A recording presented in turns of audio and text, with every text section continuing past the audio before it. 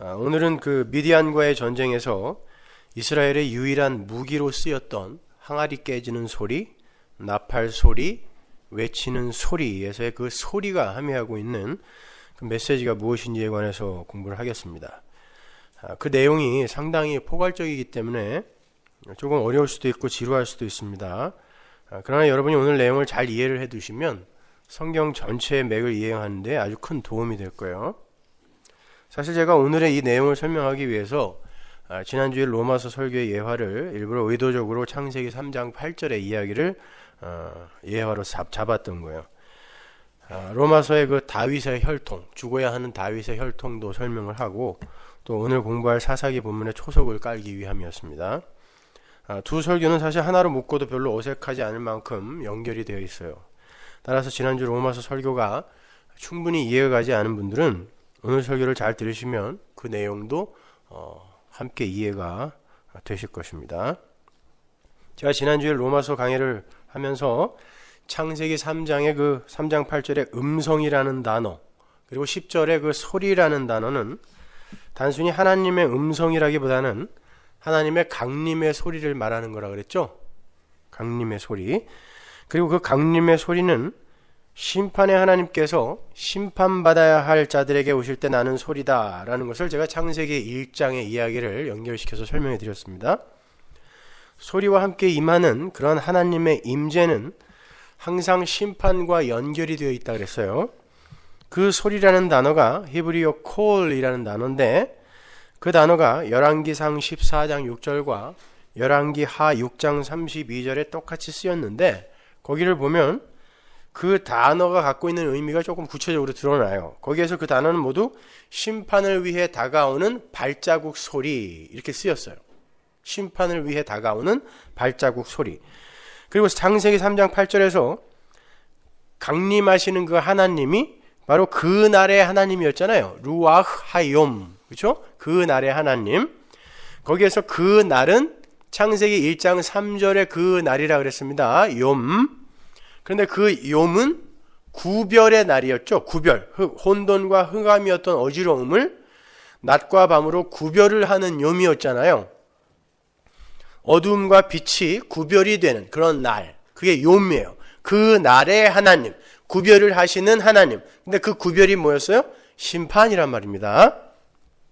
그래서 성경이 그 날을 계속해서 성경은 일관성 있는 맥을 갖고 연결이 되는데 그 날이 창세기 1장 3절부터 시작되는 거예요. 그래서 그 날을 성경이 이렇게도 묘사를 하죠. 이사야서 13장 6절을 보시면 너희는 애곡할지어다 여호와의 날이 가까웠으니 욤이에요.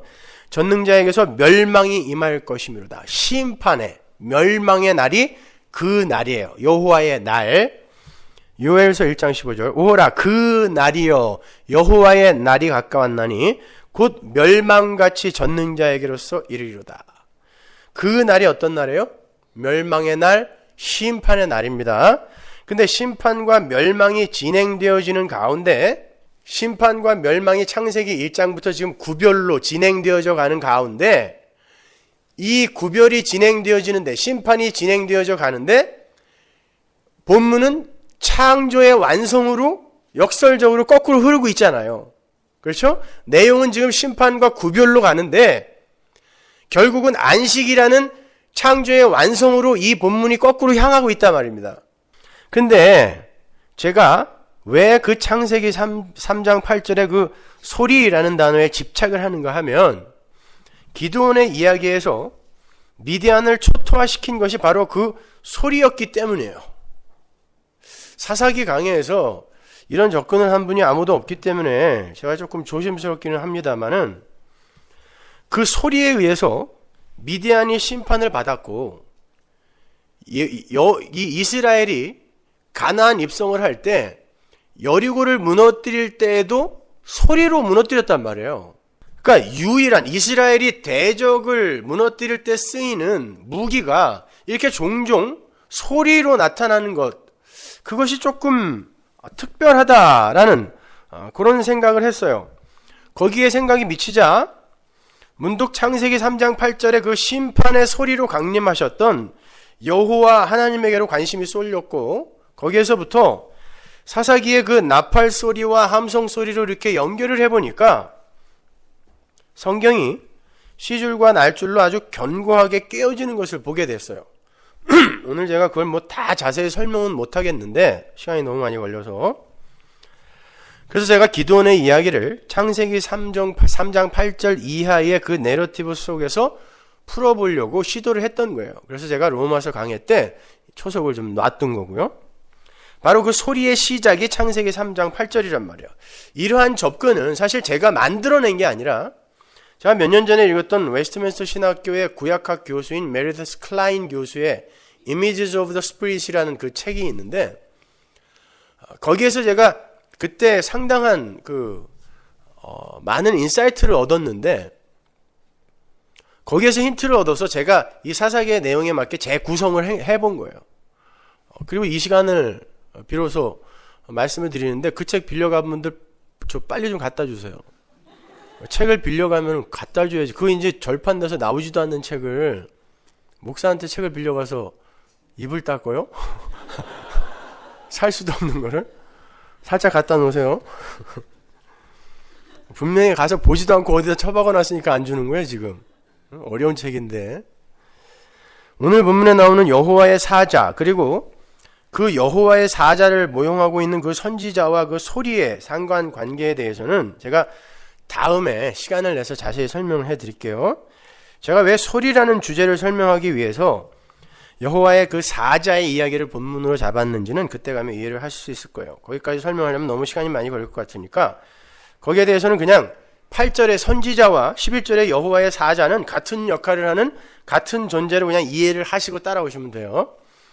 오늘은 거두절미하고 여호와의 강림의 소리가 어떻게 대적을 치게 되는 것인지에 대해서, 그리고 여호와의 소리가 대적을 친다는 것은 과연 어떤 현실을 보여주는 것인지에 대해서 제가 집중하여 설명을 좀 해드리도록 하겠습니다. 참 창세기 3장 8절의 그 소리처럼 심판을 위한 여호와의 강림의 소리가 원색적으로, 아주 원색적으로 기록이 되어 있는 것이 몇 군데 있는데 그것들을 제가 찾아서 읽어드리면서 설명을 이어가 보도록 할게요. 출애굽기 19장 16절 보세요.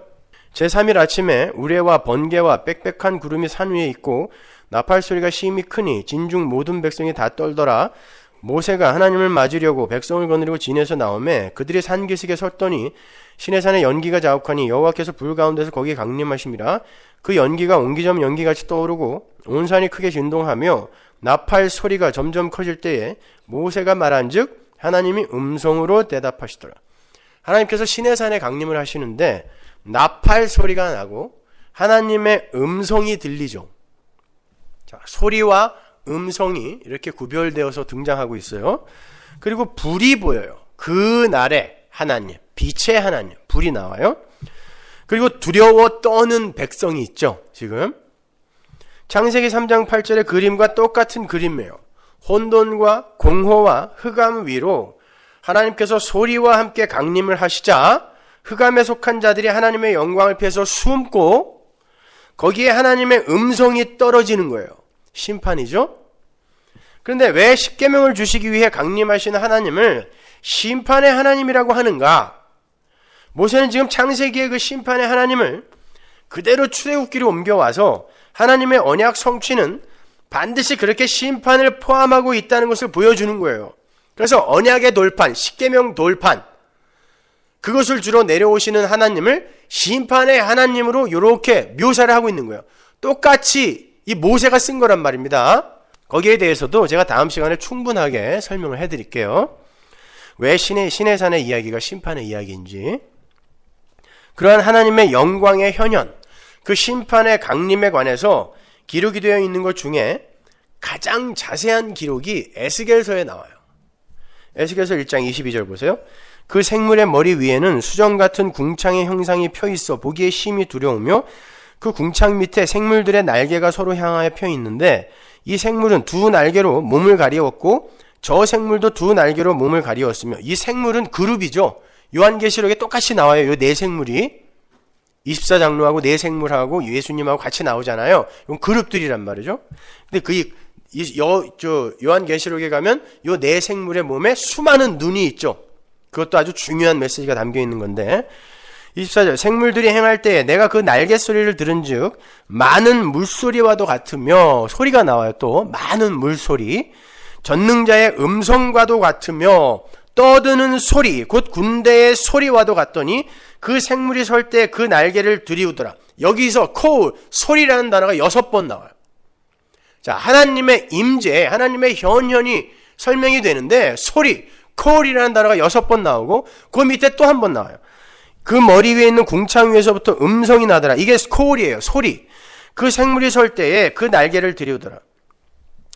에스겔이 본 바에 의하면 하나님의 영광의 현현은 스랍들의 힘으로 움직여가는, 그룹들의 힘으로 움직여가는 수레인데 그 사람들의 머리 위에 있는 궁창 위의 보좌에는 영광을 가지신 분이 좌정하고 계세요. 그런데 거기에서 소리가 난단 말입니다.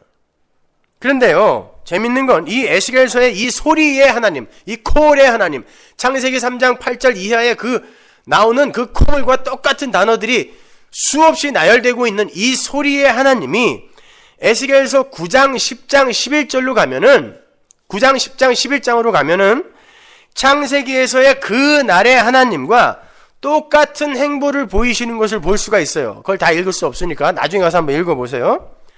하나님 앞에서 패역하여 혼돈과 공허와 흑암으로 들어가 버린 당신 백성들을 성전에서 쫓아내시기 위해서 그들을 향해 강림을 하신 하나님께서 그들을 성전의 동편으로 쫓아버리신단 말이에요. 지금 그 날의 하나님, 날이 서늘한 날에 이게 그 날의 하나님이란 말이에요. 그 날의 하나님이 혼돈과 공허와 흑암으로 숨어버린 아담과 하와에게 오셔서 그들을 에덴 동편으로 쫓아버리시잖아요. 그리고 그룹들로 막아버리죠. 동편을 막아버리잖아요. 그 이야기가 똑같이 에스겔서에 나와요. 거기만 한번 보고 갈게요. 에스겔서 11장 22절. 때에 그룹들이 날개를 드는데 바퀴도 그 곁에 있고 이스라엘 하나님의 영광도 그 위에 덮였더니 그룹들이 있는데 어디 있나 보세요. 여호와의 영광이 성읍 중에서부터 올라가서 성읍 동편 산에 머물고, 지금 여호와의 영광이 어디에 머물고 있어요? 성읍 동편 산. 그런데 여호와의 영광은 어디 위에 있었다?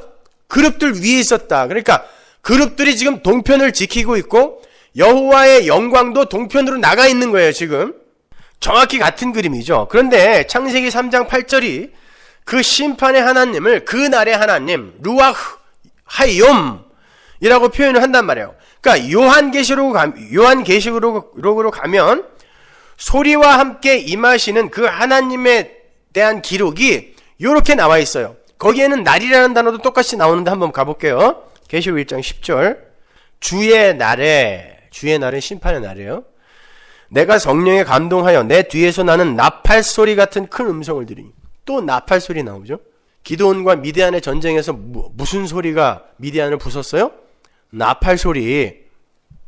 가로되 너 보는 것을 책에 써서 에베소, 서머나, 버가모, 두아디라, 사데, 빌라델비아, 라우디게아 7교회에 보내라 하시기로, 몸을 돌이켜 나더라 말한 음성을 알아보려고 하여 돌이킬 때 7 금 촛대를 보았는데 촛대 사이에 인자 같은 이가 발에 끌리는 옷을 입고 가슴에 금띠를 띠고 그 머리와 털의 희기가 흰 양털 같고 눈 같으며 그의 눈은 불꽃 같고 그의 발은 풀무에 단련한 빛난 주석 같고 그의 음성은 많은 물소리와 같으며. 자, 소리가 또 계속 등장하고 있어요. 음성, 소리 다 같은 단어, 콜이에요. 이 소리와 같이 임재하시는 이 분이 주의 날에 임하는데 그 날이 어떤 날인지가 그 위에 나와요. 계시록 1장 7절.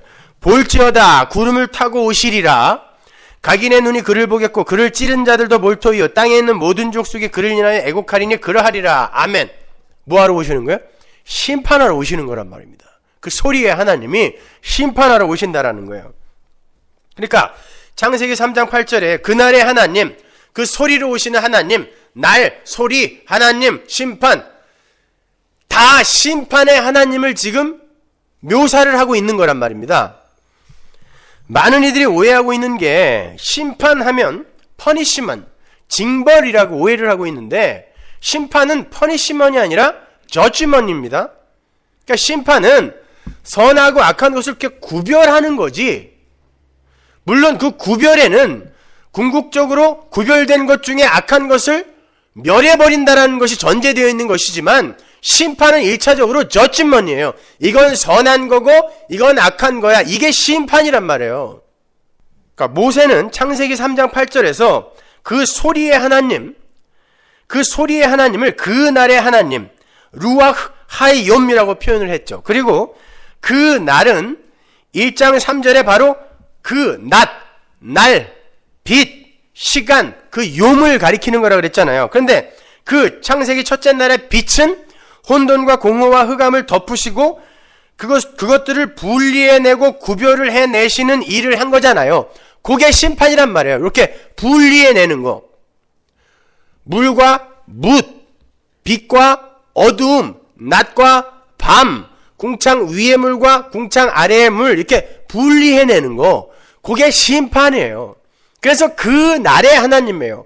근데 그 날을 나중에 계시록으로 가면 완전한 이제 심판으로 그린단 말입니다. 그게 창세기 1장 3절부터 출발되고 있는 거란 말이에요. 그러한 심판의 현실은 창세기의 각 날에서도 보여져요. 하나님께서 각 날에 보시기에 좋았더라 라는 말씀을 붙이죠. 창세기 강해를 보시면 왜 둘째 날에는 보시기에 좋았더라가 없고 왜 셋째 날과 여섯째 날에만 보시기에 좋았더라가 두 번씩 들어가 있는지 잘 설명이 되어 있으니까 그걸 참조를 하세요.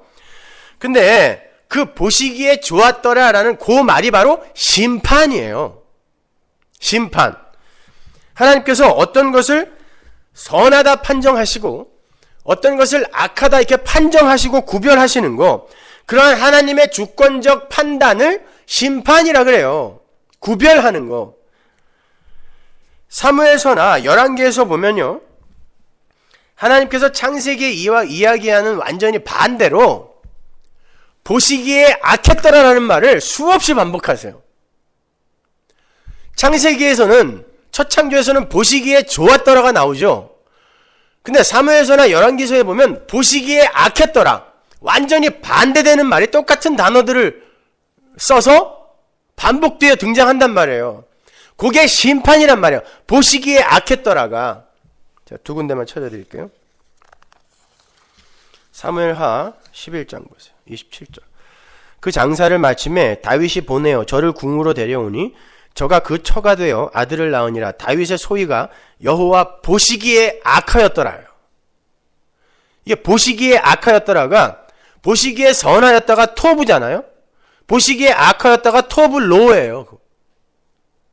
똑같은 단어에 부정어만 하나 딱 붙은 거란 말입니다. 그걸 심판이라 그래요. 보시기에 악했다. 열왕기상 16장 30절 보세요. 오므리의 아들 아합이 그 전에 모든 사람보다 여호와 보시기에 악을 더욱 행하여, 이거예요. 보시기에 악하다. 심판이란 말입니다. 이렇게 하나님은 당신의 심판적 주권에 의해서 모든 것을 구별해 버리세요. 그것을 심판이라 그래요. 거기에 인간의 의견이 절대 가입이 될 수 없어요. 피조물의 의견이 절대 가입이 될 수 없어요. 근데 선악과를 따먹은 인간이 그 하나님의 심판적 주권에 도전을 한 거, 선악을 아는 지혜를 하나님처럼 갖겠다, 이게 마귀의 발상인 거예요. 그게 마귀인 거예요. 내가 하나님이 선하다고 하는 걸 선하다고 하고 악하다고 하는 걸 악하다고 그렇게 사는 건 내 자존심이 상해서 그렇게 못 살겠다라고, 나도 내가 선악의 주체가 되어, 선악 판단의 주체가 되어서 나도 내 의지대로 판단할 거야. 요게 악이에요. 그걸 죄라고 한단 말입니다. 그걸 타락이라고 하는 거예요. 뱀이 그렇게 꾀었잖아요. 왜 네가 하나님에게 순종하면서만 살아야 돼? 너도 하나님처럼 될 수 있어. 선악과 먹으면 선악을 아는 지혜를 네가 알게 된다. 이렇게 꼬셨잖아요. 그게 죄란 말입니다. 하나님은 바로 그걸 악으로 규정하시고 그걸 부수는 거예요. 그걸 구원이라 그래요. 그러니까 우리가 선악 갖다 먹고 우리 인간들 마음대로 요게 선이고 요게 악이라고 결정해 놓고 그렇게 사는 게 착하게 잘 사는 거고 하나님 백성답게 사는 거다라는 그런 사유와 사고를 하고 그렇게 행하는 그것도 잘못된 거란 말이에요. 그것도 깬다니까요, 하나님이. 그렇게 사는 게 잘 사는 게 아니라 그게 깨지고 하나님이 나를 어떤 그릇으로 사용하든 저는 그 그릇을 그 그릇으로 사용될 거고 저는 그걸 수용하겠습니다. 요게 진짜 성도의 자세인 거예요. 그냥 자기가 선하게 판단을 자기가 해서 요렇게 사는 게 잘 사는 거고 요렇게 사는 건 악한 거니까 나는 이 인간들이 규정해 놓은 선과 도덕과 윤리와 이런 것들을 잘 지키면서 인간들의 가치 수준을 평균적으로 잘 유지를 해야지. 이게 악이란 말입니다. 잘 이해를 하셔야 되는데. 그러니까 피조물의 자기 자리 이탈, 그것이 죄이고 악인 거예요. 그러한 보시기에의 하나님, 그 선악 판단의 주체이신 하나님, 그 심판의 하나님이 요한계시록에 아주 이해하기 쉽게 그려져 있어요. 계시록 5장 6절. 내가 또 보니 보좌와 네 생물과 장로들 사이에 어린 양이 섰는데 일찍 죽임을 당한 것 같더라. 7뿔과 7 눈이 있으니 이 눈은 온 땅에 보내심을 입은 하나님의 7 영이더라. 심판의 책을 오른손에 들고 계신 보호자의 하나님이 계시고 그 앞에 어린 양이 섰어요. 근데 어린 양의 눈이 7개래요. 이 세상의 실체를 진짜로 볼 수 있고 그 실체를 보고 이게 참이다 거짓이다를 판단할 수 있는 분은 하나님밖에 없다는 걸 7개의 눈이라고 표현하는 거예요. 그리고 그 눈이 성령이래요. 근데 그 성령은 하나님의 신이 수면 위에 운행함으로 말미암아 빛을 창조하시고 심판과 구별을 이루셨던 그 하나님의 신 루아흐죠.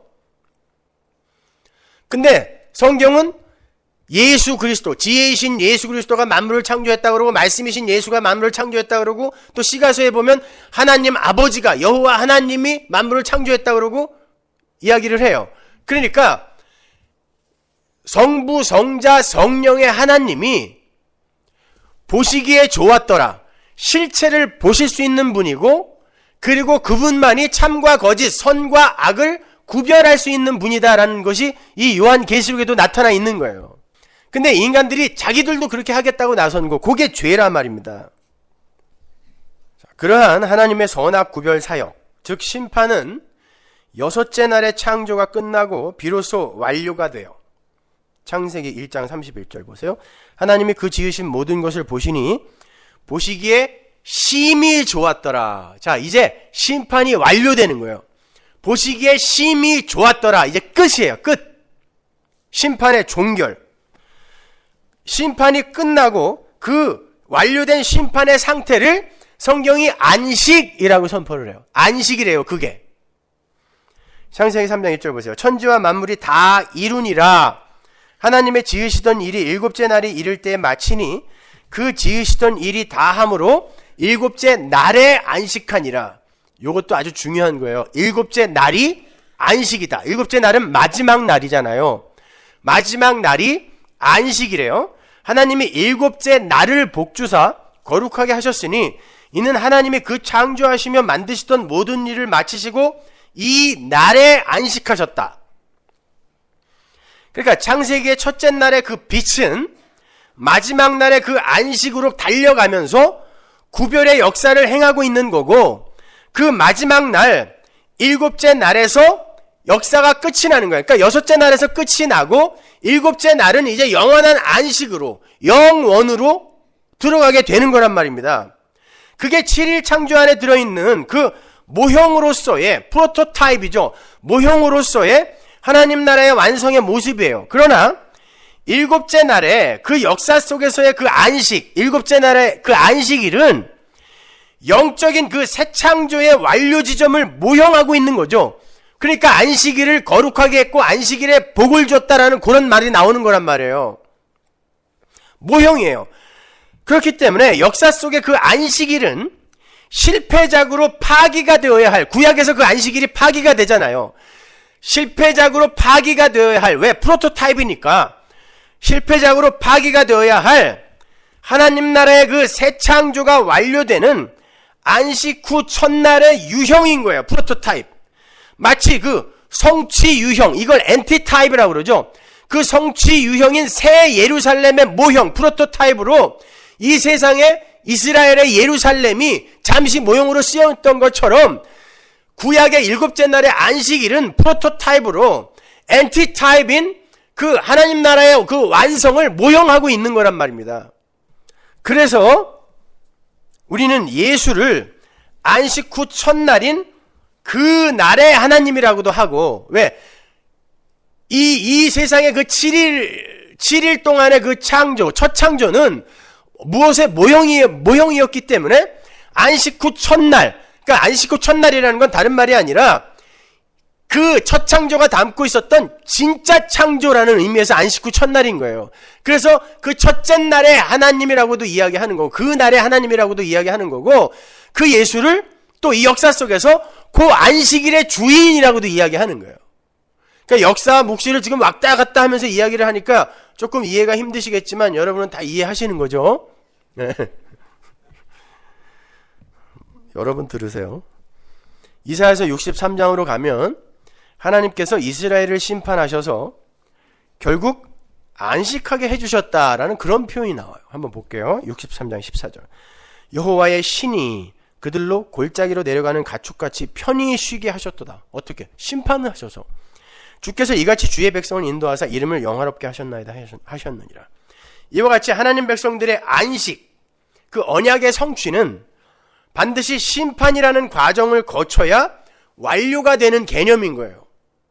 따라서 하나님의 심판의 또 다른 말은 새 창조라고 할 수 있어요. 물론 하나님의 백성들에게만 적용되는 단어예요. 심판은 다른 말로 해서 새 창조예요. 그래서 창세기 첫째 날부터 심판과 구별이 일어나는데, 심판이 일어나잖아요. 보시기에 좋았더라, 보시기에 좋았더라. 그런데 창조가 완성이 되고 있는 이런 모습이, 역설적인 모습이 성경에 등장하는 거예요. 스바냐서와 요엘서로 가서 소리와 함께 강림하신 하나님께서 어떻게 심판을 하시며 새로운 창조를 이루어내시는지 조금 더 구체적으로 설명해 드릴게요. 스바냐서 1장 7절. 주 여호와 앞에서, 여기서 앞이라고 번역이 된 단어가 판임이에요. 여러 번 설명해 드렸죠. 임재, 낮, 빛 이런 뜻이에요. 이는 여호와의 날이 또 나오죠. 여호와의 날이 가까웠으므로 여호와가 희생을 준비하고 그 청할 자를 구별하였음이니라. 자, 심판의 날이 오는데 여호와께서 희생할 자를 준비하셨대요. 점점 예수 그리스도가 그 안에 담겨가고 있어요. 그때 내가 등불로 빛이 나와요. 예루살렘에 두루 찾아 보다라는 개념이 또 나오죠. 보시기에 좋았더라. 눈으로, 빛으로 두루 찾아 무릇 찢기같이 가라앉아서 심중에 스스로 이르기를 여호와께서는 복도 내리지 아니하시며 화도 내리지 아니하시리라 하는 자를 벌하시리니, 그들을 골라서 구별하여 벌하겠다는 거예요. 지금 심판이 일어나는 거죠. 여호와의 큰 날이 가깝도다. 또 그 날이 나와요. 가깝고도 힘이 빠르도다. 여호와의 날의 소리로다. 또 나오죠. 용사가 거기서 심히 애곡하는도다. 여호와의 날에, 여호와의 심판의 칼에 맞아 죽는 자가 용사라고 나오고 있는 거예요. 기드온의 이야기가 어떻게 시작돼요? 큰 용사여. 마지막은 300명, 13만 5천 명 앞에 300명으로 끝나잖아요. 큰 용사는 하나님에 의해 침을 받아 13만 5천 명 앞에 300, 없음으로 떨어지는 거라는 거예요. 그렇게 해서 용사됨, 인간의 용사됨의 추구가 하나님에 의해 침을 받는, 그것이 바로 승리다가 기도원의 이야기라는 거예요. 단순히 사사기의 이야기를 여러분이, 우리가 뭘 잘못하면 하나님이 우리의 삶에 대적들을 막 보내서 우리를 막 지지고 볶고 괴롭히다가 우리가 아이고 알았어요, 나 뉘우칠게요, 그러면 하나님이 그 대적을 멸해 주시는 그런 이야기가 아니란 말입니다. 그건 우리의 실존적 경험으로 미루어 봐서도 공식처럼 늘 항상 이루어지는 일이 아니잖아요. 하나님이 우리를 징계한다고 우리가 변하지도 않을 뿐만이 아니라 잠깐 정신을 차린 듯 하다가 또 들어가고 그러잖아요. 근데 그걸 하나님이 뭘 계속 하겠냐고요, 변하지도 않는 거를. 그러니까 그런 식의 이해를 뒤집어 엎어서 이제 한 단계 더 위로 올라가라고 제가 자꾸 이런 설명을 해드리는 거란 말입니다. 그날은 분노의 날이요, 환난과 고통의 날이요, 황무와 폐괴의 날이요, 캄캄하고 어두운 날이요, 구름과 흑암의 날이요 나팔을 불어 경고하며 견고한 성읍을 치며 높은 망대를 치는 날이로다. 내가 사람들에게 고난을 내려 소경같이 행하게 하리니 이는 그들이 나 여호와께 범죄하였음이라. 또 그들의 피는 흘리워서 티끌같이 되며 그들의 살은 분토같이 될지라. 그들의 은과 금이 여호와의 분노의 날에 능히 그들을 건지지 못할 것이며 이 온 땅이 여호와의 질투의 불에 삼키우리니 이는 여호와가 이 땅 모든 거민을 멸절하되 놀랍게 멸절할 것임이니라. 그러나 나중에는 너의 하나님 여호와가 너의 가운데 계시니 이렇게 끝나잖아요. 다 죽여버린다가 끝이 아니란 말입니다. 심판을 해서 그들을 어떻게 만들어낼 것이다가 이 스바냐서의 주제예요. 똑같이 여호와 하나님께서 소리와 함께 강림을 하시는데 그날은 캄캄하고 어두운 날이죠. 창세기 3장 8절에 그 날에 하나님 루ach 하이옴이 강림하셔서 흑암으로 숨어버린 아담과 하와를 심판하시고 다시 새롭게 창조해내시는 그 이야기란 말입니다. 거기에서 심판을 당하는 자를 14절이 용사라고 이야기한단 말이에요. 용사를 부수시는 하나님, 그게 구원이며 선악 갖다 먹고 인간이 지금 용사의 자리로 올라가 있잖아요. 그걸 부수는 게 구원이란 말이에요. 그래서 구원은 항상 심판과 함께 온다라고 이야기를 해드리는 거예요.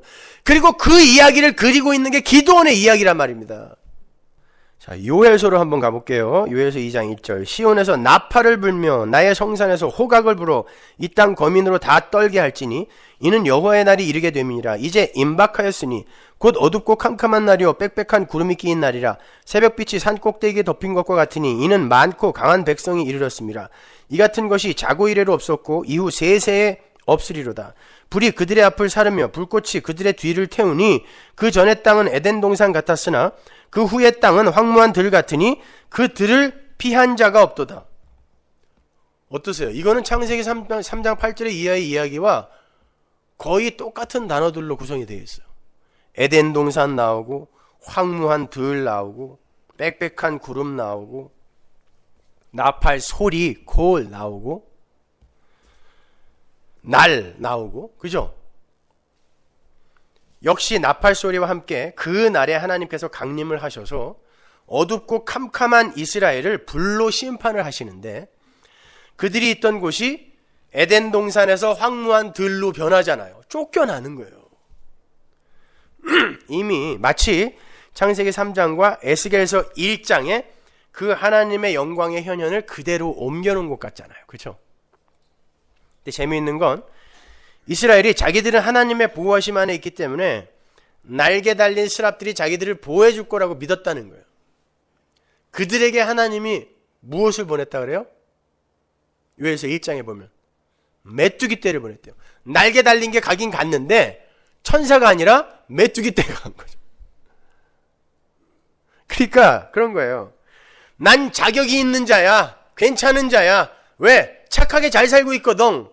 여자들에게는 그들이 생각할 때는 하나님이 날 보호하실 거야 라고 생각하지만 그들의 삶에는 진짜 메뚜기가 가고 다 뜯어먹는 거예요. 아이고 하나님, 저는 자격 없는 자입니다. 그러니까 하나님이 선택한 백성은 하나님, 저는 하나님 앞에서 아무런 자격 없는 자이고 무익한 자입니다. 요 고백을 하게 만들고 그들에게 스랍들을 보내는 거예요. 그런데 여호와의 사자, 하나님의 사자가 가서 뭘 하냐면 그들 삶 속에서 깨어져야 할 것들을 깨버리고 그들 속에 하나님이 심어놓은 새 것을 오롯하게 드러내게 만드는 거란 말이에요. 그래서 하나님의 백성은 이 세상 속에서 반드시 심판의 과정을 통과하게 돼 있어요. 예수가 다 받았음에도 불구하고 그 예수가 심판을 다 받아 살려놓은 자들은 그 예수가 심판을 다 받아 그들 속에 심어놓은 생명의 씨앗, 그 씨앗을 남게 하기 위해 그걸 둘러싸고 있는 옛 육신의 죽음, 심판의 그 과정을 반드시 통과하게 만든단 말입니다. 아닌 자들은 나중에 그 메뚜기 떼에 의해서 완전히 멸망하도록 그냥 놔둬버리는 거예요. 그 심판의 현실이 뭔지도 모르고 왜 우리가 그런 심판을 받아야 하는지를 이 삶 속에서 전혀 경험하지 못했거든요. 그들은요. 그러니까 몰라요. 성도는 이 세상 속에서 그러한 심판, 작은 심판들을 경험하면서 죄가 무엇인지 의가 무엇인지 심판이 무엇인지 배워가는 거예요. 그게 그날의 하나님, 그 성령이 오셔서 우리에게 하시는 일이잖아요. 그래서 성도만 13만 5천 앞에서 300명으로 내려가는 거라니까요. 나머지는 14만 5천 앞에서 135만 명으로 가는 거예요. 내 잘남 챙겨서 내 힘으로 싸워보는 거예요. 근데 오늘날 교회는 그걸 잘한다고 이야기한다니까요. 아닌 것입니다, 여러분. 지난주에 그 김용희 선교사님이 대장이신 그 순회 선교단의 선교사님 5분이 오셨었는데, 지난주 설교를 딱 들으시고 식당에서 이 설교를 듣고 사람들이 여기에 이렇게 앉아있는 게 기적이라고. 김용희 선교사님이 그런 설교하면요, 선교사 후보로 왔던 사람들도 못 견디고 6개월을 못 견디고 도망간대요. 근데 그 선교사님들이 그러더라고요. 어떻게 서문화교회에 이런 설교를 듣고 이렇게 많이 앉아있냐고. 여러분들이 기적인 거예요. 제가 지금 설교를 하면서도 야, 이걸 어떻게 알아듣고 이렇게 고개를 끄덕이고 있지? 너무 신기한 거 있죠. 그러니까 하나님의 백성들은 어디든지 있어요, 이렇게. 자, 이 요엘서의 이야기를 사사기와 한번 연결을 시켜보자고요. 요엘서 1장을 보면요, 이스라엘은 이미 메뚜기 떼에 의해서 박살이 나 있는 상태예요. 자, 사사기의 내용과 한번 기드온의 이야기와 연결을 시켜보세요. 지금 이스라엘이 미디안에 의해서 박살나 있는 상태잖아요. 아직 소리가 안 왔습니다.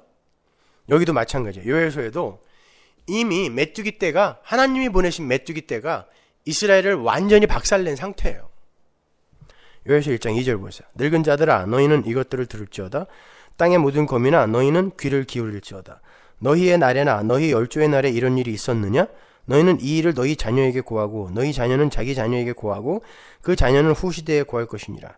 팥종이가 남긴 것을 메뚜기가 먹고 메뚜기가 남긴 것을 느시 먹고 느시 남긴 것을 황충이 먹었도다. 그냥 다 메뚜기예요. 그냥 메뚜기라고 생각하시면 돼요. 메뚜기. 근데 그 메뚜기는 하나님께서 이스라엘에게 보낸 겁니다. 미디안은 누가 보냈어요? 하나님이 보냈다 그러죠. 내가 보낸 미디안이라고 해요. 요엘서 2장 25절. 내가 전에 너희에게 보낸 큰 군대 곧 메뚜기와 놋과 황충과 팥종이에 먹은 횟수대로 너희에게 갚아주리니. 보세요. 하나님이 보내셔놓고 그 메뚜기 떼에 의해 피해를 다 보게 만들어버려요. 하나님이 보내셨으니까. 근데 그렇게 피해를 보게 만든 자, 그렇게 해서 피해를 받은 자, 그들에게만 회복의 약속이 주어지는 거예요. 여러분의 인생이 그런 거라니까요. 하나님이 여러분의 삶에 메뚜기 떼를 보내세요. 성도의 삶에만 보내요. 그리고는 거기에서 뭔가를 배우게 하세요. 그리고 그 메뚜기 떼에게 당한 그것을 몇 배로 갚아준대잖아요.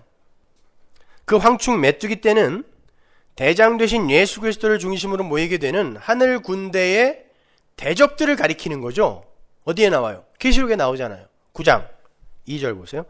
저가 무저갱을 여니 그 구멍에서 큰 풀무에 연기 같은 연기가 올라오매 해와 공기가 그 구멍의 연기로 인하여 어두워지며 해가 막혀요. 흑암이 또 임하죠. 여기에 또 황충이 연기 가운데로부터 땅 위에 나오매 저희가 땅에 있는 전갈의 권세와 같은 권세를 받았더라. 황충들의 모양은 전쟁을 위하여 예비한 말들 같고 그 머리에 금 같은 면류관 비슷한 것을 썼으며 그 얼굴은 사람의 얼굴 같고 또 여자의 머리털 같은 머리털이 있고 그 이는 사자의 이 같으며 또 철흉갑 같은 흉갑이 있고 그 날개들의 소리는 병거와 많은 말들이 전장으로 달려 들어가는 소리 같으며 또 전갈과 같은 꼬리와 쏘는 살이 있어 그 꼬리에는 5달 동안 사람들을 해하는 권세가 있더라. 저에게 임금이 있으니 무저갱의 사자라. 히브리음으로 이름은 아바돈이요 헬라음으로 이름은 아볼루온이더라. 무저갱이 열리고 그 속에서 마귀의 군대가 올라와요. 그게 황충이에요. 근데 그걸 누가 보냈다고요? 하나님이 보내세요. 어디에? 우리에게 보내세요. 도대체 왜 그러시냔 말이에요.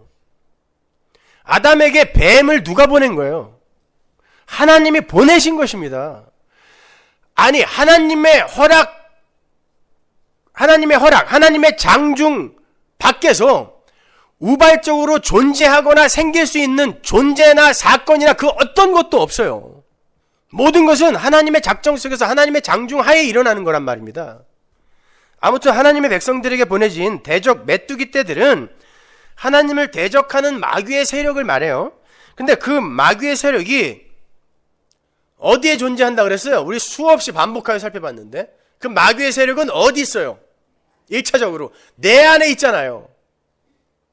그러면 내 안에 하나님께서 마귀의 세력을 풀어놓는다는 건 무슨 뜻이겠어요, 여러분? 이 역사와 인생 속에서 하나님의 택함을 받은 하나님의 백성들 속에 하나님이 황충들을 풀어버린다는 게 무슨 뜻이겠냐고요. 하나님의 백성들은 이 땅에서 죄가 무엇인지 의가 무엇인지 심판이 무엇인지 반드시 알아야 돼요. 그러기 위해서는 내가 예수 죽인 죄인이라는 걸 반드시 알아먹어야 되거든요.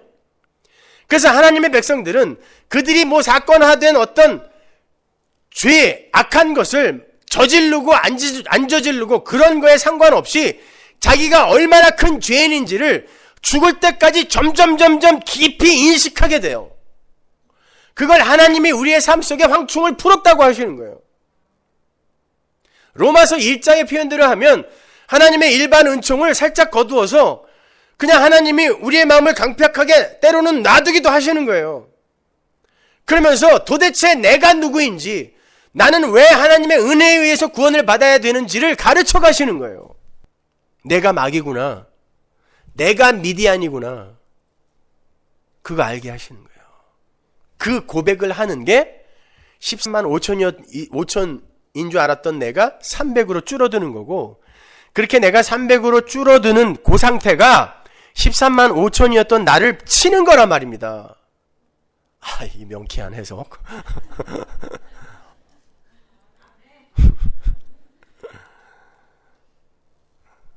다 이해하는 척하고 있으니까 아주 기분이 좋아요.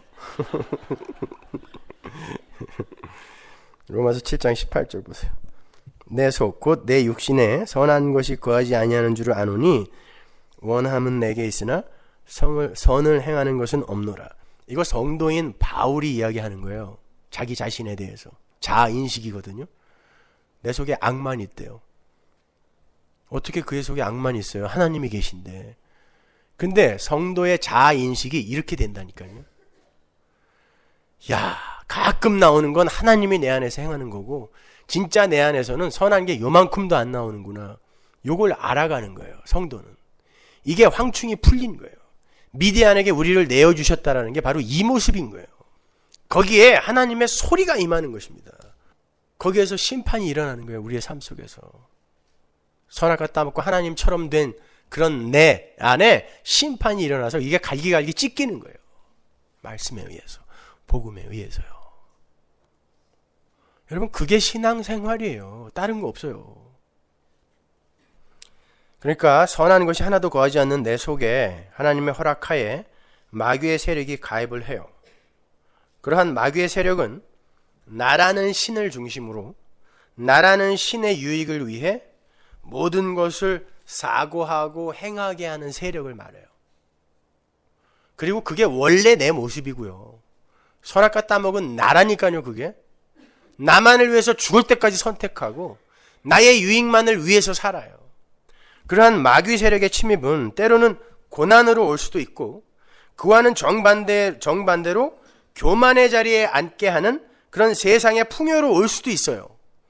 그 어떤 공식이 있는 게 아니에요. 그러나 그 모든 것은 다 나의 인기와 평판과 영광과 가치를 챙기게 하는 것으로 귀결이 돼요.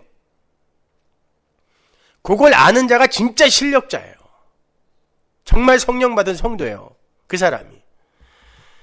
그것이 선악과를 따먹은 아담의 모습이고 하나님은 바로 그것을 악으로 드러내시고 그것을 심판하여 소멸해 버리심으로 안식을 완성하시는 거예요.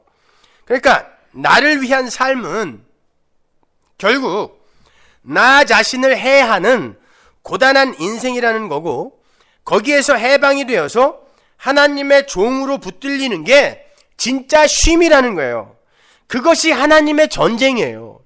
우리는 뭔가 착각하고 있다니까요. 그래서 우리는 올바른 걸 못 봐요. 그리고 아예 안 보려고 작정을 하고 보기 때문에 올바른 걸 못 봐요. 여러분, 달력 같은 데 있는 그림 보세요. 그 그림 안에 우리가 보기 싫어하는 게 들어있나요? 잘 생각해 보세요. 이쁜 여자가 수영복을 입고 다 1년 12달 다 그 모습이죠. 거기에 그 여자의 추한 모습이나 아주 독한 성격이나 이런 게 들어가 있어요? 인간들은요, 그런 것들을 볼 때, 그리고 그런 것들을 형식화하여 어디에 가둘 때 항상 자기들이 보고 싶고 갖고 싶은 것만 담고 그대로 봐요. 근데 그건 실제로 보는 게 아니거든요. 근데 우리는 우리가 보고 싶은 것만 보고 우리가 갖고 싶은 것만 그 안에서 취해서 갖는단 말입니다. 그래 놓고 내가 진짜 보는 거라 그래요. 아니요. 결국 내가 보지 못한, 그리고 내가 안 보려고 작정한 그것에 의하여 내가 멸망하게 돼요. 그 달력 속에 있는 그 여자한테 맞아 죽는 날이 온다니까요. 남자들의 인생이 다 그런 거 아니에요? 아닌 것 같았다가 다시 한번요. 나를 위한 삶은 결국 나 자신을 해하는 고단한 인생이라는 거고, 거기에서 해방이 되어서 하나님의 종으로 붙들리는 게 진짜 쉼이에요. 완전히 하나님께 그냥 붙들려 버리고 무장 해제당하는 거, 그게 진짜 쉼이에요. 그것이 하나님의 전쟁이에요. 거기에서 승리를 한 하나님의 백성의 모습이 어떤 모습이겠어요? 그 전쟁을 하시는 예수 뒤에 졸졸 쫓아가서 그 전쟁의 승리자가 된 하나님의 백성들의 모습이 어떤 모습이겠냐고요. 한번 생각해 보세요. 나라는 존재의 가치와 영광이 하나님 앞에서 먼지와 같은 것임을 고백하는 13만 5천 앞에서의 300으로 낮아진 모습이겠죠. 세상의 관점으로 볼 땐 그게 실패라니까요. 13만 5천 앞에서 300이 되는 건 실패란 말입니다. 근데 성경은 그걸 승리라고 이야기한단 말입니다. 그게 하나님의 대적인 황충과 대척점에서 살아내야 하는 하나님 나라 백성들의 삶이에요. 그러니까 성도의 승리는 하나님의 심판에 의해서 황충의 삶이 깨지고 티끌의 삶, 나 아무것도 아님의 삶을 살게 되는 것을 말하는 거예요. 그게 안식이고 그게 심판의 열매이며 그게 새 창조의 완성 지점인 거예요. 그것을 사사기의 그 기드온의 이야기에 제가 대입을 해서 다시 한번 정리를 해드릴게요. 이스라엘이 여호와의 목전에서 또다시 악을 행하죠. 그게 마귀적 본능이에요. 본성입니다. 그건 선악과를 따먹은 아담 군상들의 마귀적 본성이에요. 하나님은 그들 안으로 대적들을 침투시켜버리세요. 미디안이에요. 사사기의 전개 내용이 전부 그러해요. 이스라엘은 대적들의 손에 점령을 당하게 되죠. 그래서 몇 년간 대적들의 손에 점령당했다, 몇 년간 점령당했다, 이런 표현들이 많이 나와요. 황충의 지배하에서 황충의 삶을 살게 되는 거예요. 그 말은 악한 자들을 더 악하게 만드셨단 말이 아니라 하나님의 붙드심의 손길을 잠깐 놓으시는 것이라고 생각하시면 돼요. 로마서 1장에 내버려 두심의 현실이라 생각하시면 된단 말이에요. 하나님의 백성은 바로 그러한 마귀적 삶 속에서 자신이 바로 예수를 죽인 마귀라는 걸 깨달아 알아가게 되는 거예요. 그게 300이 되어가는 거예요. 그것이. 그 속에서 약함이 바로 강함을 부수는 승리라는 하나님 나라의 삶의 원리를 깨우치게 되는 거고, 그러한 하나님 나라의 삶의 원리로 이 땅에 오셔서 하나님의 택한 백성들을 구원하신 십자가의 공로를 오롯하게 의지하게 되는 거예요. 그러니까 내가 마귀이며 내가 예수 죽인 자입니다 라는 자기 부인의 고백을 하는 자리로 내려가는 게 300의 자리로 내려가는 거고, 그게 승리예요.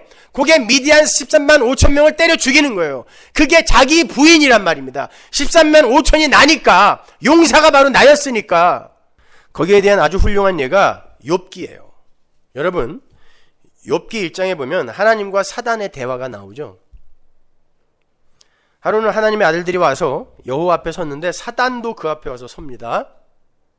근데 하나님이 욥을, 당신의 백성을 사단에게 맡겨요. 가가지고 그 재산 다 뺏어라. 가가지고 자식들 다 죽여라. 가가지고 그 몸에 질병 주어라. 미디안을, 황충을 당신의 백성에게 보내는 거예요. 그럼 욥이 악한 자였나요? 네. 왜 악한 자였는 줄 아세요? 욥이요,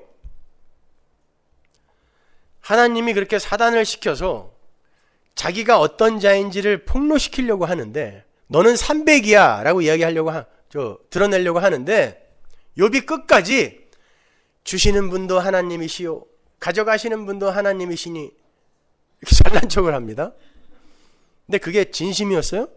아니었죠. 나중에 아각거리잖아요. 나는 하나님이 주신 분이고 하나님이 가져가시는 분이니까 절대 하나님에게 징징대지 않을 거야. 본인 입으로 이야기해요. 근데 결국 내가 도대체 뭘 그렇게 잘못했습니까? 라고 하나님께 대들잖아요. 그건 인간의 가치는 인간이 행한 일에 의해 결정이 되는 거고, 하나님은 그 가치의 차등에 따라 상을 주어야 되고 벌을 주어야 하는 그런 존재다라는 자기 선악 구조를 갖고 있는 모습이잖아요. 그게 욥의 악이란 말입니다. 그 악한 욥에게 사단을 보냈더니 그가 어떤 존재로 폭로가 돼요?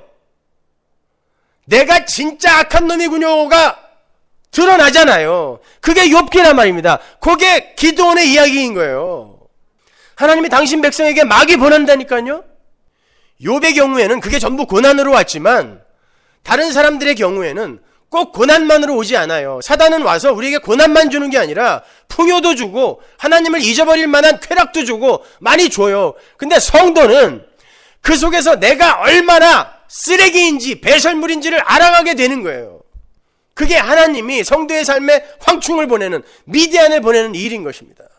그때 성도는 그 일을 통하여 반드시 300의 자리로 내려가게 되는 거예요. 그게 승리란 말입니다. 그리고 그렇게 내가 300이군요. 나는 없음이군요. 나는 도저히 내 힘으로 전쟁할 수 없는 존재군요. 이게 300이잖아요. 13만 5천 앞에서. 그리고 그게 소리지 않습니까? 소리로 어떻게 전쟁을 해요? 보이지도 않고 잡히지도 않는 걸로 어떻게 전쟁을 하냐고요. 그게 나군요를 아는 거예요. 근데 그게 승리예요. 그래서 광야에 외치는 소리로 왔던 세례 요한이 세상 권세에게 잡혀 죽는 것입니다. 그러나 그게 승리인 거예요. 이 세상에 하나님의 소리로, 하나님의 말씀으로 오셨던 예수가 세상 권세에 잡혀 죽는 거예요. 그러나 그게 승리인 것입니다. 예수가 이 땅에 소리로 왔다니까요. 그날에 하나님인 예수가 이 땅에 소리로 왔단 말입니다. 근데 그분이 소리가 되어서 십자가에서 죽으셨더니 거기에서 진짜 승리가 발생이 되는 거예요. 그게 하나님 나라의 전쟁 법칙인 거예요. 그래서 하나님이 여러분을 바로 그 소리로 300의 자리로 밀고 내려가시는 거예요. 심판하시는 거예요. 작은 심판들을 허락하시는 것입니다. 여러분, 그 속에서 나는 죄인이네요, 그 배우고 가면 돼요. 열왕기상 19장 11절 보세요. 여호와께서 가라사대 너는 나가서 여호와의 앞에서 산에 섰으라 하시더니 여호와께서 지나가시는데 여호와 앞에 크고 강한 바람이 산을 가르고 바위를 부수나 바람 가운데 여호와께서 계시지 아니하며 바람 후에 지진이 있으나 지진 가운데도 여호와께서 계시지 아니하며 또 지진 후에 불이 있으나 불 가운데도 여호와께서 계시지 아니하더니 불 후에 세미한 소리가 있는지라.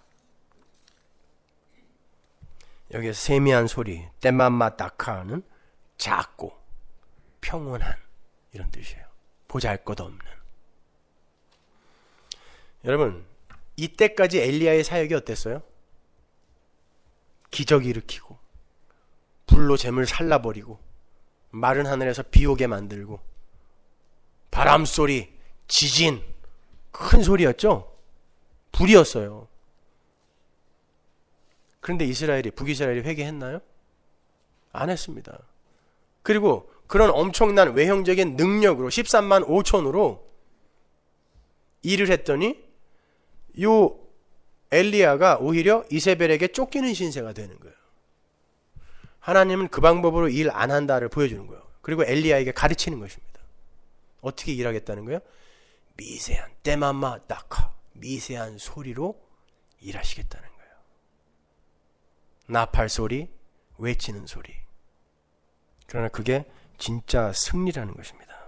말라기 4장 4절 보세요. 너희는 내가 호렙에서 온 이스라엘을 위하여 내 종 모세에게 명한 법 곧 율례와 법도를 기억하라. 보라, 여호와의 크고 두려운 날이 이르기 전에 내가 선지 엘리야를 너희에게 보내리니 그가 아비의 마음을 자녀에게로 돌이키게 하고 자녀들의 마음을 그들의 아비에게로 돌이키게 하리라. 돌이키지 아니하면 두렵건대 내가 와서 저주로 그 땅을 칠까 하노라 하시니라. 여호와의 날이 등장하는데 그 여호와의 날에 심판자로 오실 분이 누구예요? 예수죠. 예수님이 뭐라 그래요? 여기에 보면은 그 심판자 앞에 엘리야가 온다 그랬는데 예수님이 그 엘리야가 누구라 그래요? 세례 요한이라 그러잖아요. 그러니까 심판자는 누구라는 거예요? 말라기의 그 심판자. 그 날에, 그 크고 두려운 날에 임할 심판자가 누구다? 나다. 그런데 심판자가 뭐 그런 모습으로 오냐고요. 이사야서 53장에 왜 그런 말도 안 되는 모습으로 오냐고요. 소리로 오는 거예요. 소리로. 병거로, 철병거로, 마병으로, 칼과 창으로 온 게 아니라 소리로 왔다니까요. 그 소리가 세상을 심판했잖아요. 소리에 의해 교회가 구원되고 나머지가 예수 죽인 자, 하나님 죽인 자로 정죄됐잖아요. 그게 심판이란 말입니다. 구별된 거 아니에요. 빛에 의해 낮과 밤이 구별된 거 아닙니까? 소리에 의해 세상이 심판받았단 말입니다. 바로 그 소리의 전쟁에 참여하여 그렇게 소리로 하나님 앞에서 소리로 사는 것이 진짜 성도의 참된 삶이다를 아는 걸 승리라고 하는 거예요. 300의 자리로 내려간 성도의 삶이라고 하는 거예요. 아무튼 하나님의 심판은 새 창조를 목적으로 행해지는 거고 그러한 심판의 현실은 바로 우리 안에서 먼저 일어나게 되는 거고 그러한 하나님의 심판에 의해서 우리 안에서 새 창조가 일어나게 되는데 그 새 창조의 완성은 우리가 하나님 앞에서 300으로 티끌로 발각이 되고 그 현실을 인정하는 거예요. 그들만이 하나님의 은혜를 의지해서 진정한 쉼으로 들어갈 수 있어요. 그게 안식이고 그게 하나님 나라입니다. 말라기 4장 1절 보세요. 만군의 여호와가 이르노라 극렬한 풀무불 같은 날이 이르리니 교만한 자와 악을 행하는 자는 다 초계 같을 것이라. 그 이르는 날이 그들을 살라 그 뿌리와 가지를 남기지 아니할 것이로되 내 이름을 경외하는 너희에게는 의로운 해가 떠올라서 치료하는 광선을 바라리니 너희가 나가서 외양간에서 나온 송아지같이 뛰리라. 또 너희가 악인을 밟을 것이니 그들이 나의 정한 날에 너희 발바닥 밑에 재와 같으리라. 만군의 여호와의 말이니라.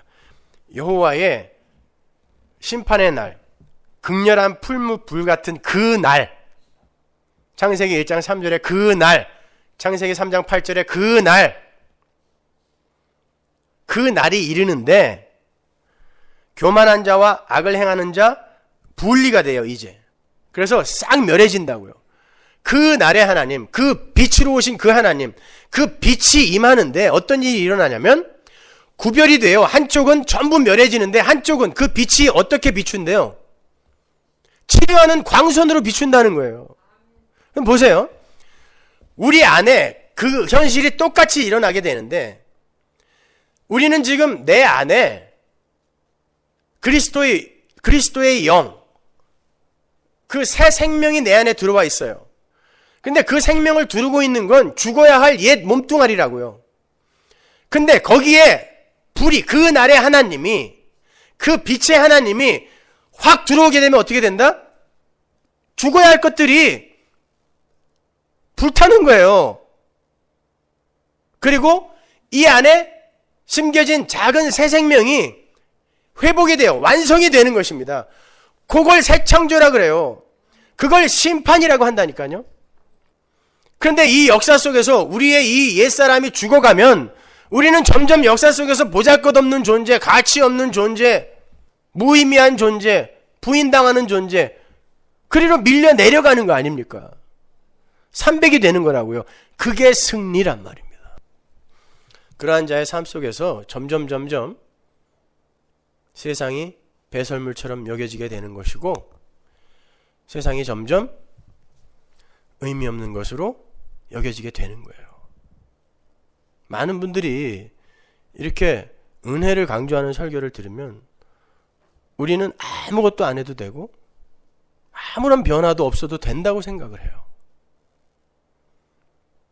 한국에 있는 어떤 고등학생들이 요즘 저희 교회 설교를 갖고 성경 공부를 한다고 하면서 저에게 이메일을 보내왔는데 참 똑똑한 친구들이더라고요. 고등학교 2학년들인데 목사님의 설교를 듣다 보면 우리가 하나님의 은혜를 빌미로 내놓는 추악한 게으름이라는 것과 하나님 앞에서 진짜 자유로운 자유를 어떻게 구별해야 되는지 감이 안 잡힌다는 거예요. 여러분은 어떠세요? 혹시 여러분 이 은혜에 대한 설교를 들으면서 혹시 그런 게으름 속으로 빠진 사람들 계세요? 옛날부터 난 훨씬 더 게을러졌다. 옛날보다 난 훨씬 더 게을러졌다. 그리고 옛날보다 하나님을 향한 그런 열심, 하나님의 백성다운 삶을 살려고 하는 그런 추구, 이런 것들이 많이 사라져버려서 너무 내 자신이 부끄럽다? 혹시 이런 분들 계세요? 여러분, 하나님의 은혜에 관한 설교를 듣고 에이구 나는 이제 아무것도 안 해도 되겠네. 요건 역시 내 중심이에요. 그렇죠? 그리고 그 사람은 그런 생각을 했다는 것 자체가 그동안 내가 중심이 되어서 내 힘으로 살았다라는 거예요. 내 유익을 위해서. 그러니까 아이고 나는 이제 아무것도 안 해도 되겠네라고 게으름으로 빠질 수 있어요. 여러분, 예수 안에서 그 하나님의 은혜로 말미암아 자유로운 건 그런 게으름으로 빠진다는 이야기가 아니에요. 제가 그냥 사세요라고 걸림돌을 던진다고 해서 여러분이 그럼 아무것도 안 해도 되겠네 라고 갔다면 여러분이 그동안 억지로 행한 건 전부 성령에 의해서 행한 게 아니라 여러분 자신이 여러분의 힘으로 행한 것들이라고요. 그건 애시당초 무너져야 됐을 거였어요. 은혜에 대한 설교를 들었기 때문에 내가 그렇게 게을러진 게 아니라 방종이 조장된 게 아니라 원래 그건 내가 만들어낸 것이었기 때문에 없어져야 할 것이었다니까요. 그러나 하나님의 성령에 의해서 내 속에서 격발된 열심이 있었던 사람들은 여기에서 목사가 어떤 걸림돌을 던진다 할지라도 그의 삶에 변화가 있으면 안 돼요. 그리고 오히려 나는 내 힘으로 사는 게 아니라 하나님이 내 속에 부으시는 그것을 담는 그릇으로 살아야 하는 자이기 때문에 나는 내 현실에 최선을 다할 거야. 열심히 살 거야. 이리로 가게 된다니까요. 왜? 내 삶이 아니니까요. 하나님이 나를 사용해서 하나님의 영광을 드러내는 그릇이라면서요. 그걸 아는 자가 은혜를 아는 자잖아요. 그들에게 예수의 십자가 피, 은혜에 대한 복음이 떨어지는데 어떻게? 그럼 이제 내가 편하게, 나 편하게 나 아무것도 안 할 거야 라는 말이 어떻게 나오냐고요. 그래놓고 열심히 하고 있었는데 목사가 은혜에 대한 설교를 강조하다 보니까 내가 이렇게 게을러졌다라고 핑계를 대는 것입니다. 왜 아무것도 안 해요? 학생은 열심히 공부해서 1등 해야지 이왕이면요. 도덕과 윤리? 예수 안 믿는 세상 사람들도 하는 걸 예수 믿는 우리가 어떻게 그거와 무관하게 삽니까? 말도 안 되는 소리인 거예요. 그리고 왜 목사의 말을 듣고 이렇게 살아야 되겠다, 저렇게 살아야 되겠다, 이건 해야 되겠다, 이건 하지 말아야 되겠다. 왜 그걸 결정하냐고요. 목사는 예수 그리스도만 소개하는 거지 목사가 이렇게 사세요, 저렇게 사세요, 이것까지 전해주는 게 아니에요. 성화론을 굳게 붙들고 성화하세요, 성화하세요. 그 이야기 한다고 해서 목사의 말 듣고 야 성화해야 되겠구나. 이게 무슨 복음을 알아듣는 성도입니까? 아이 은혜니까 자유롭게 사세요. 이런 목사의 말을 듣고 그럼 아무것도 안 해도 되겠구나. 그러면 그 사람은 목사의 말을 통해서 내가 이 세상에서 뭘 해야 되는가, 뭘 하지 말아야 되는가, 요거만 지금 챙기고 있다는 거 아닙니까? 여러분은 성경을 통해서 예수를 배우는 거라니까요. 왜 목사에게서 적용을 끌어내려고 그래요? 그래놓고 예전에는 많이 하라고 그래놓고 왜 지금은 하지 말라고 그래요? 그럼 제가 지옥 가라고 하면 지옥 갈 거예요? 하나님의 은혜를 설교한다라는 건요, 마음대로 살라라고 설교하는 게 아니라 그동안에 우리가 연극으로 나를 위장하고 포장하기 위해 내놓았던 가짜 열심들 어서 내려놓고 300의 자리로 내려가서 진짜 예수 그리스도의 은혜를 한 발 한 발 알아가는 그 자리에서 내어놓는 진짜 하나님의 열심을 내놓자는 거예요. 은혜를 이야기하는 건 진짜 살아보자라는 이야기란 말입니다. 근데 어디다 대고 무슨 방종을 조장한다니 이딴 소리 하냐고요. 지들이 잘못 알아들은 거지. 아니란 말입니다. 아이고 목사님 설교 듣고 그동안에 열심히 살았는데 지금 이 정도가 이렇게 게을러졌네요? 그게 원래 여러분 모습이에요. 그 전에 했던 건 다 뭐냐? 내 힘으로 나의 가치를 챙기기 위해서 쇼했던 것들이에요. 그러니까 그 자리로 내려왔죠. 아니고 그게 진짜 자기 거였다면, 자기의 성숙이라면 자기에게 사유됐을 거 아닙니까? 근데 그 사람이 어떻게 변하냐고요. 아니란 말입니다. 그렇게 말씀에 의해서 낱낱이 까발려졌으면 거기에서 이제 두 손 두 발 다 들고 하나님 은혜 베풀어 주세요. 그리고는 열심히 피 흘리기까지 싸우는 거예요. 피 흘리기까지 싸우라는 건 피 흘리기까지 싸워서 네가 성취하려는 게 아니라 이 황충과의 전쟁을 통해서 우리는 반드시 피가 나야 돼요. 피가 뭐냐면 나는 예수 죽인 자구나 라는 그 고백하는 자리까지 내려가야 되는 거란 말입니다. 그래서 바울이 그러는 거야. 너 피 흘리기까지 안 싸워봤잖아. 나는 싸웠어. 왜? 내가 죄인 중에 괴수라고 고백했잖아. 이게 피 흘리기까지 싸운 자의 삶이란 말입니다. 그가 300으로 내려가 있는 거예요. 그게 소리의 전쟁이라니까요. 근데 맨 자기 위주로 자기가 주인공이 되어서 신앙생활을 하다 보니까 계속해서 욥처럼 이렇게 살면 가치 있는 거예요? 이렇게 살면 되는 거예요? 이러고 앉아 있는 거예요. 그런 거에 상관없이 너는 하나님이 담는 그릇으로 그냥 존재하면 되는 거야. 이게 욥기의 마지막 결론이잖아요. 왜 네가 선악을 판단해? 왜 네가 너만큼 살면은 이런 벌을 받으면 안 된다고 왜 네가 판단해? 이게 욥기 아닙니까? 그놈이 13만 5천이라니까요. 결국에는 그 하나님의 창조의 능력 앞에 욥이 그냥 발랑 나자빠지죠. 난 몰라요. 하나님 마음대로 하세요. 그게 성화의 절정이라니까요.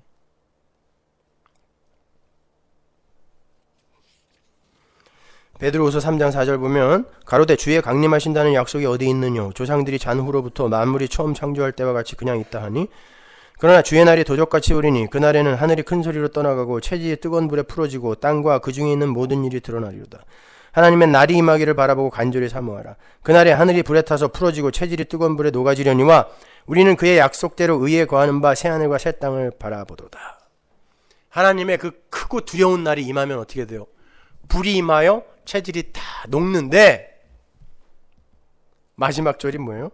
새하늘과 새 땅을 바라보도다. 새 창조로 결론이 난단 말입니다. 이게 심판의 결국이에요. 결론이에요. 그래서 우리는 그날을 바라본다니까요. 기다려요. 빨리 태워주세요 하나님. 얼른 태워주세요. 300으로 내려가게 해주세요. 아직도 13만 5천에서 12만 4천으로 나는 9만 8천 아니 300으로 내려갈 때 300 그리고 항아리와 나팔로 서는 거예요. 소리로 서는 것입니다. 원래 우리는 세상 사람들과 똑같이 그 불에 다 타서 죽어야 되는데 어떻게 우리에게 그게 치료하는 광선이 된 거예요? 예수님이 십자가에서 그 심판을, 불의 심판을 다 받고 아유 목말라 그러고 죽으셨잖아요.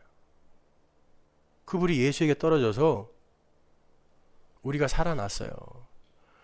그게 왜 그렇게 되었어야 했는지, 왜 예수에 의해서, 그의 죽음에 의해서 내가 살아나야 됐는지를 삶 속에서 작은 심판들을 통하여 여러분이 배우는 거예요. 아, 내가 300이기 때문에 예수님이 그렇게 죽으실 수밖에 없었던 거구나. 300인 나의 모습으로 오셔서. 그거 배우고 가세요. 그 다음에는 여러분이 이 세상에서 무엇을 하고 얼마만큼의 선을 쌓고 이런 건 아무 문제 안 됩니다. 열심히 노력하세요. 그러나 그 노력 끝에 여러분은 반드시 피를 흘리게 될 거고, 여러분이 예수 죽인 자라는 고백을 하게 될 거고, 나는 300이에요. 나는 티끌이에요. 이 고백하실 거예요. 그게 미디안과 기드온의 소리의 전쟁인 것입니다.